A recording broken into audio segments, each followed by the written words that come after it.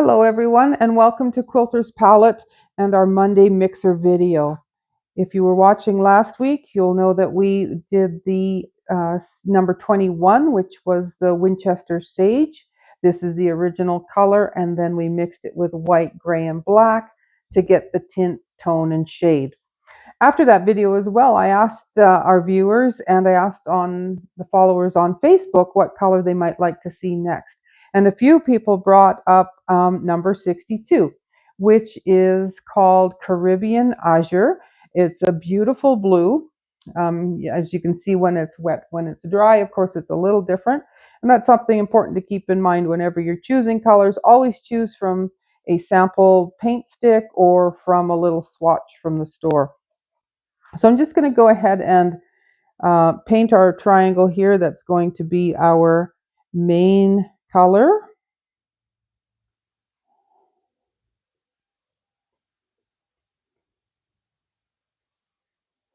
And for your first coat, you just want something very thin. You'll even be able to see through it.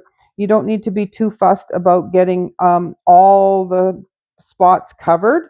You just want a good base put down. And if you're using the yellow frog tape, it has a polymer in it, so it'll help get a nice crisp edge. That polymer turns to a gel when it gets damp. So with your first layer, you're just getting that tape a little bit damp, and it will do the rest. We'll rinse out our brush and we'll wait for this to dry to do a second coat.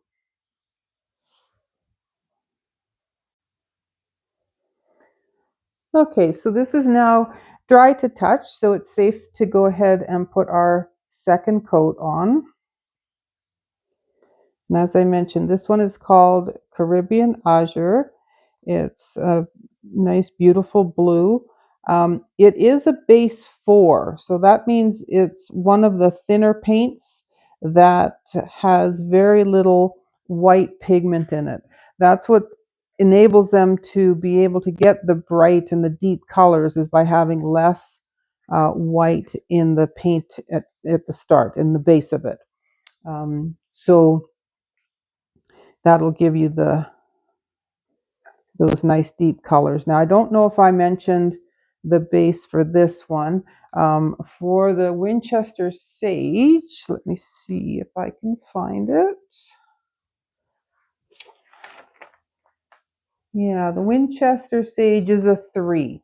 So it's, with Benjamin Moore, they use, their base scale is 1, 2, 3, 4 for their aura line. And so the 1s and 2s have more white pigment in it, so they are a little bit thicker paints. Almost all of them, you just need 2 colors to get, or sorry, 2 coats to get full saturation of the color. That first coat took about just over 10 minutes to dry, so it doesn't take too long, especially if you're painting on aluminum, which is a nice, cool surface.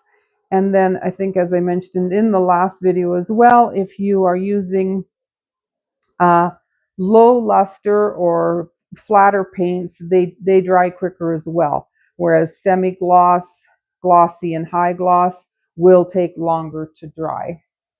So now we're just going to let this dry, and then we will start getting our mix ready. So what we're going to do is actually,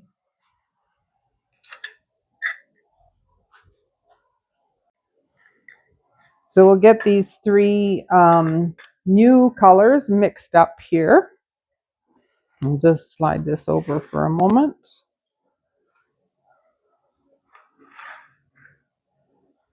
And so what I'm going to do is take my 2 ounce and then just spread it over these 3 containers.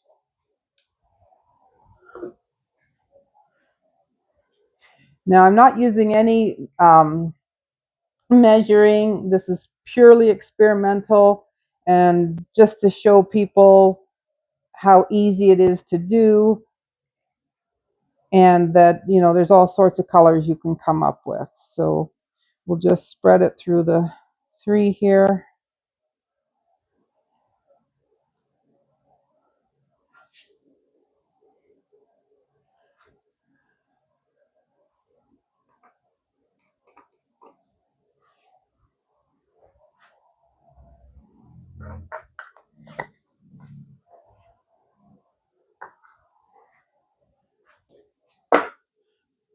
And the first one we're going to mix in is white.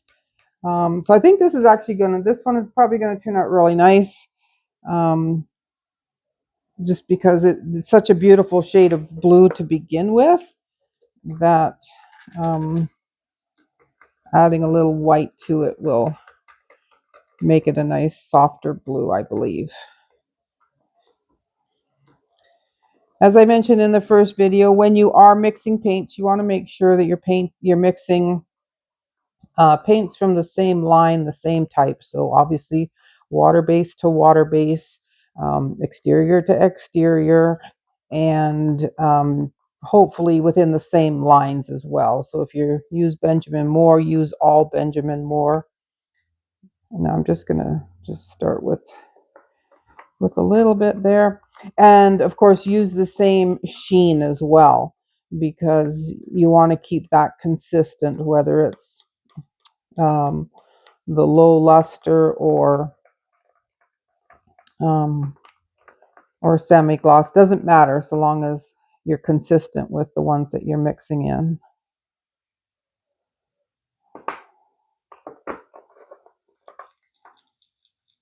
And when you're mixing this, when you're trying to experiment with it, add a little bit at a time until you reach what you think is the color that your desired shade. It might be challenging to get it precisely to what you want. This looks like it's definitely changed the colors from the original, so I'm going to leave it at that. And then we'll be ready to put that on when we get to the next section.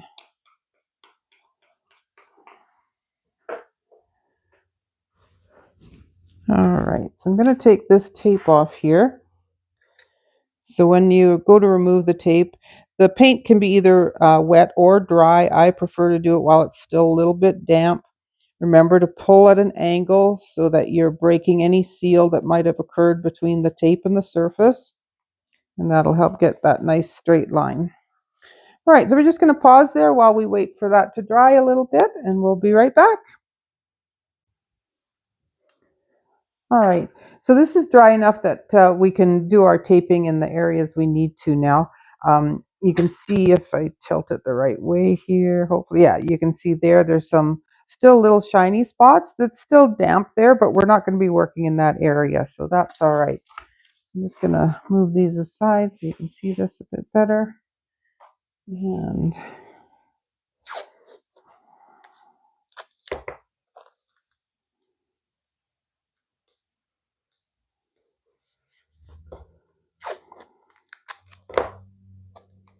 so this first one that we're doing is called the tint. So it's when you mix a color with white, that changes the tint of the color.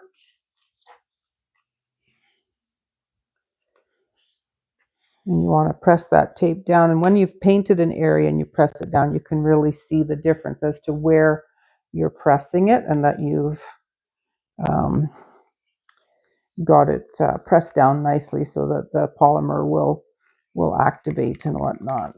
I'm just going to give this one more stir. I just could see some white still trickling down the edge there, so you want to make sure it's thoroughly mixed.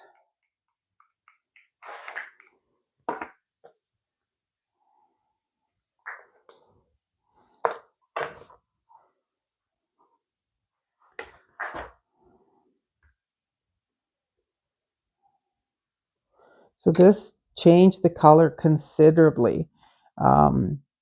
It's quite I would say a bright sky blue.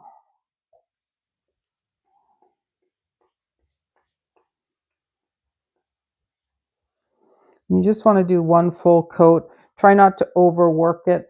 If you work your paint too much, it does start to dry and it almost it pills like a fabric almost. It gets little lumpies on it. So you want to just do a nice thin coat so you get good coverage there. And we'll clean our brush as we wait for that to dry so that we can do a second coat. So that looks considerably different, and that was with just a little bit of white. It wasn't even, it certainly wasn't half and half. It was not even a third to 2/3. At best, it was 25% of what was in there, because it's not a full ounce. Remember, we split 2 ounces over 3 containers. And then I just did a couple scoops of the white into there. So we'll let that dry and we'll come right back. Okay, as you can see, it still has some drying to do. It is it's still shiny. It's really only just dried around the edges, so it's slowly drying. It's a little cool in the garage today. I'm sorry, my studio, my garage studio. At any rate, so we're going to wait for that. But in the meantime, last week there were questions about the colors that I was mixing it with. So the white, I'm using number 71 from our line, which is Chantilly lace. And so it is a very pure white from Benjamin Moore. So that's what we use to mix in that one. So that's for the tint. And then for the tone, I'm using number 66, which is a gray. Stormy Monday is what it's called. In our collection, we actually have 3 grays altogether. We have number 80, which is cliffside gray. It is a very, very light gray. Some almost say that it is off-white. And then we have 36, which is a deeper gray, and that's shaker gray. So 66 in our line is kind of the midpoint, and then we do have charcoals as well. But this, for the purpose of this demonstration, I decided to go with the mid one, which is 66, the Stormy Monday. And then the black in our line is number 60. And it's called black, just simply black. And it is the Benjamin Moore. I'll actually can just give you the number because it's 2132-10. And it's also a base 4, so it's a very thin paint. And like what I did last week, I am going to make lids for each of these, because then if I'm looking at them, quite often when you look at the sides of paint jars, you can't necessarily tell which ones they are just from the color of them, right?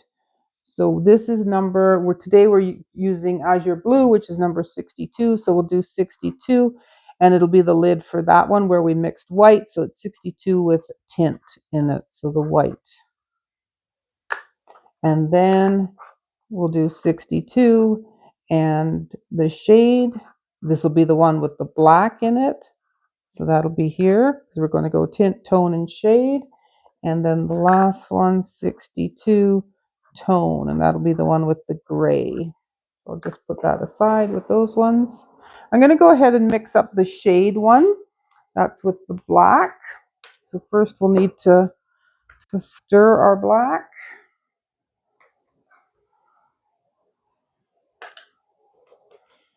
And as I mentioned last week, the colors do separate based on their tint. Some separate more than others.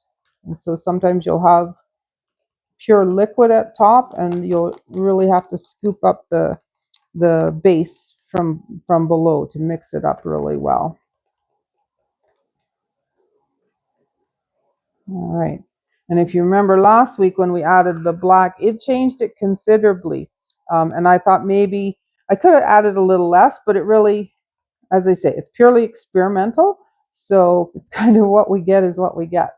So now here, there's quite a bit sticking to the stir stick. So I may just go with what's on there and put that into our blue. Yeah, let's try that and see what it looks like. It'll be interesting to see if it goes as deep as what the green did.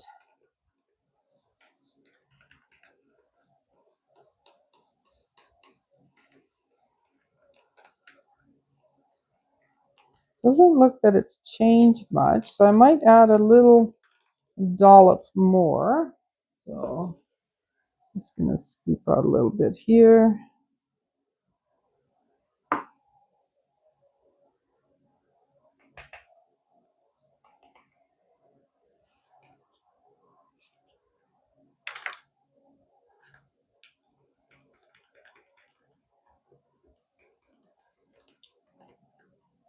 Okay, so now it does look visibly different. Whoopsie.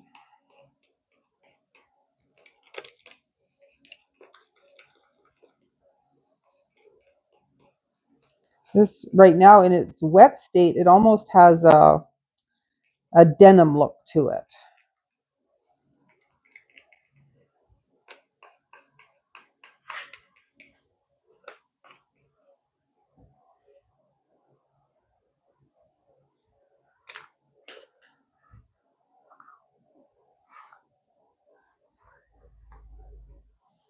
So I'm going to go ahead and tape off this section so we can get the first coat of that one on.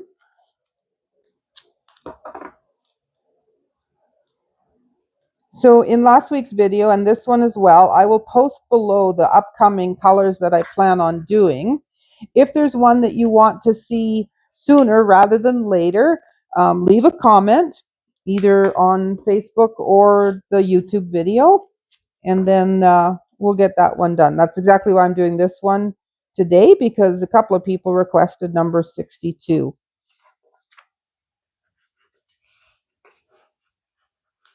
And from the list, you can, if you go to my website and on the paint page, you can see those colors that are all listed there, because I'll just list the number and the name. But if you want to see the actual color, then you'll have to go to the website to see that. So I'm actually going to, I think I'll do this second coat first because it looks like it's ready for that. And then I can close up this paint.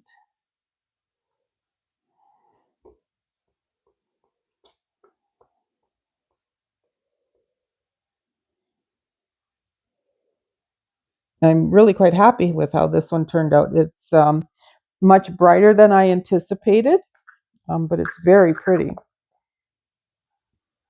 And so that was our number 62 with white added, so that's the tint.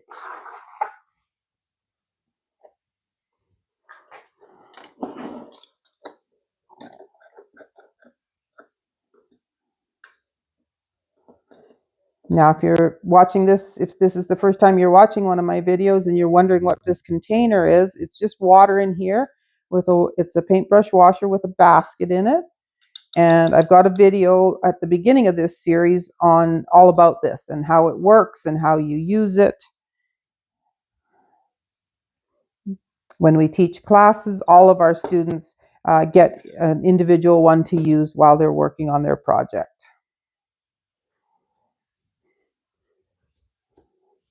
All right, so now we're going to do this bottom one, which is the shade. So it's the Caribbean Azure with black added.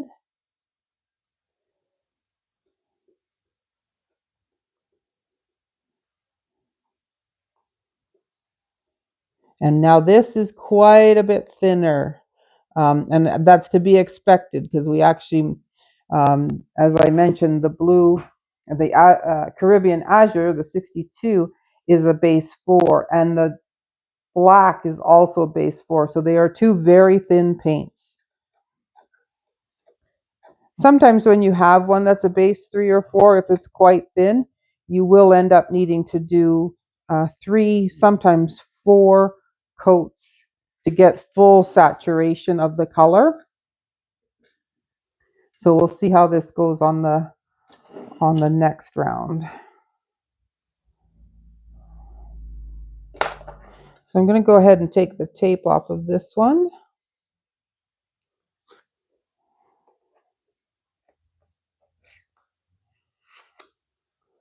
There we go. All right, and we'll give that a few minutes to dry.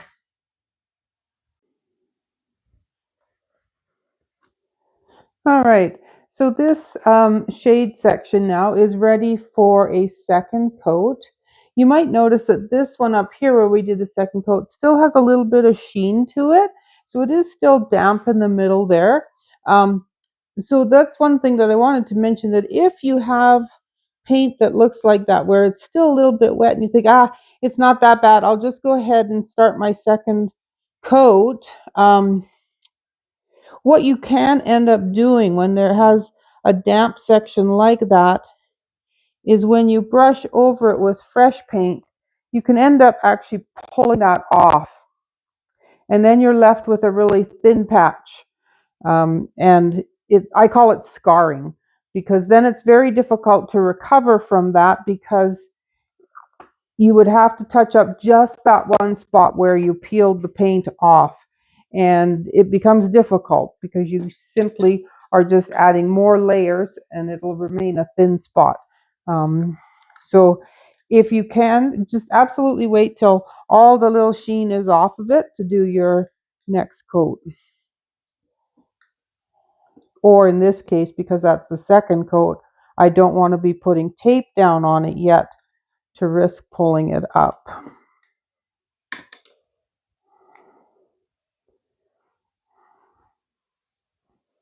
Okay, so that's 2 coats of this one, and that looks like it's going to be sufficient. We got good coverage with the second go around, so I'm going to take the tape off of this one.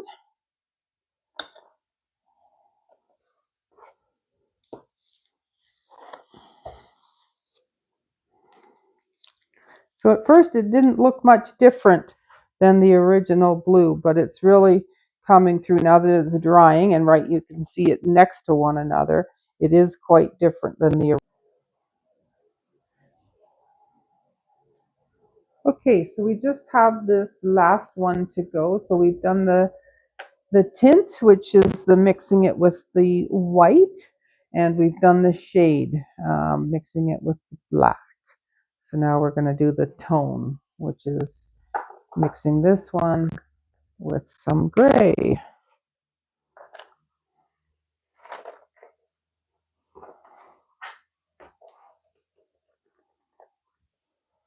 All right, so the gray is quite separate. You can see there's just liquid on the top, and then you'll see the color come through here. There, you can really clean, see here, get that into your view so you can see how that is, how it needs to be quite mixed yet.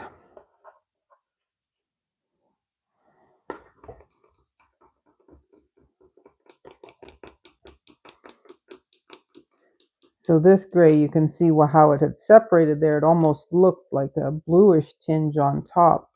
Nearly every gray has an undertone of another color, whether it's, yellow undertones or green, or in this case, this one has a little bit of a blue undertone. So I'll get it mixed up well. And then we will